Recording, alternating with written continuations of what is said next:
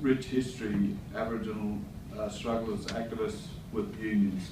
I'm going back to the 1920s, my first knowledge when I had a look at union involvements, to an old fellow standing in Hyde Park calling for federal parliamentarian who was behind the unions. 1938 day of mourning, the first national Aboriginal activist movement, recognised national activist movement, unions were behind them.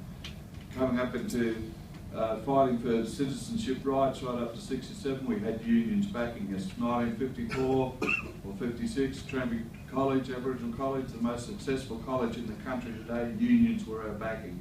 The Royal Commission, which I helped fight for, the unions were our backing. So we're here again today to ask once more to join in unity. Redfern is recognised as the black heart of the city. Development has been after Redfern for many, many years, and they caused all the troubles that were in Redfern and in the block. Now, I won't bore you with the history of what they did, but some of the stuff was Gestapo tactics and old people to drive it out. Now we have a company called Daycorp who wants to go in there and build a corporate business, student housing, and they've got the money stitched up for that, but no money for Aboriginal housing. They tell you they have, but they haven't got any for Aboriginal housing. We're asking the union to defy Daycorp and refuse to work on what is called the block on behalf, if Daycorp has anything to do with any form of development on the block.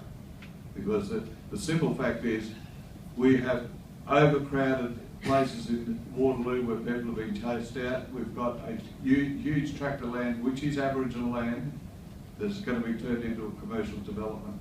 We could no longer sit by and allow our people to be homeless. This is by the way, this is part of a national struggle Paddy and I are involved in about the removal of Aboriginal people from our land. It's the same beast. It's corporations working with governments to ensure our people are disadvantaged in housing. The United Nations Rights of Indigenous Peoples say that if you keep relocating Indigenous peoples, you will cause death. That some of these peoples who were on the block had been relocated there 3 or 4 times before anyway. Now this is stated quite clearly in the United Nations Declaration that will cause death. I have accused publicly this Abbott government of murder, knowing that if he allows, and the state government, Mike Baird, allows this to happen, it will cause deaths. People will die. So I'm here to ask the cooperation of CFMEU to continue that long, rich history that we have. My first taste was my late Uncle Phil, who was with the Waterside Workers Union.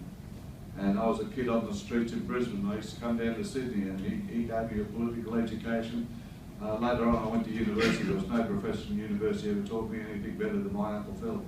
And he was always my political hero. So he was a dedicated, solid man with the unions, and every time we had a dispute, he was there.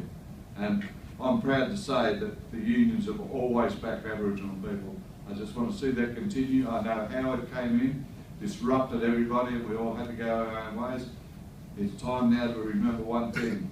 We're under 3% of the population. We can't do this alone, but we are fighting the same enemy. And he is that to you, he is that to us. He is the enemy. This thing, and he's not a human, this thing called